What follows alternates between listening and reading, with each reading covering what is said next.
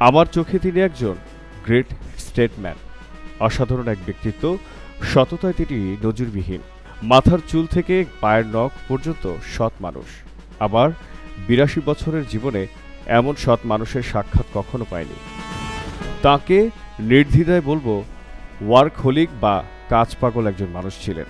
বছরের ৩৬৫ দিনেই তিনি কাজ করতেন। রাতে ৪ ঘন্টার বেশি ঘুমাতেন না।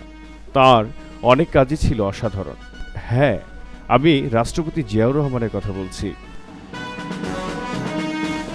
জিয়াউর রহমান অসাধারণ একজন মানুষ ছিলেন। এমন একজন মানুষ যার কাছে গেলে মনে হয় তিনি খুব কাছের মানুষ। আবার এমন ব্যক্তিত্ব সম্পন্ন একেবারে কাছে যেতেও ভয় ভয় হয়। বয়স যতই হোক, ওই সময় তার বয়স আর কতই বা ছিল, ৪১ বছর।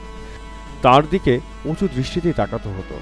আমার কয়েক বছরের অভিজ্ঞতায় বলতে পারি, তার যে গুণাবলী আমি দেখেছি, এক কথায় অতুলনীয়। তার কাজগুলো এখনো আমার চোখে ভাসে।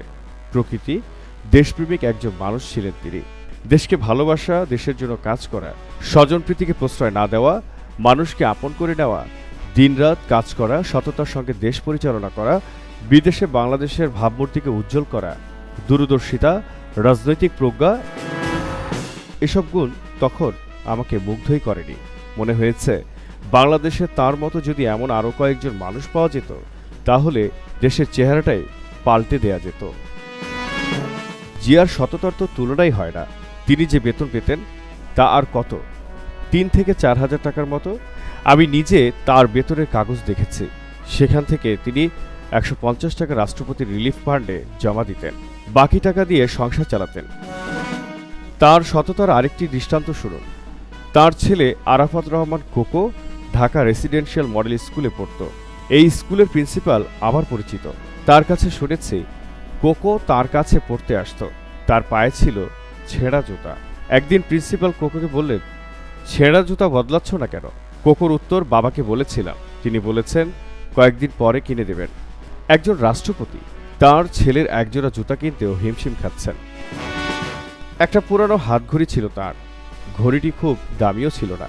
অনেকে বলতো, স্যার, ওটা অনেক পুরনো হয়ে গেছে, এটা বাদ দিয়ে একটা ভালো ঘড়ি কিনুন, ওটা আর আপনার হাতে মানায় না। জিয়া শুনে শুধু মুচিয়ে হাসতেন। একবার এক জনসভায় ভাষণ দিতে যাওয়ার পথে দর্শকদের ভিড় ঠেলে তাদের সঙ্গে হাত মেলাতে মেলাতে এগোনোর সময়, অথবা জনসভায় ভাষণ দিয়ে ফেরার পথেও হতে পারে, ঠিক মনে নেই আমার, ঘড়িটি জিয়ার হাত থেকে খুলে পড়ে যায় অথবা খোয়া যায়। সেজন্য তার যে কি আফসোস, ঘড়িটার শোক তিনি অনেকদিন ভুলতে পারেননি।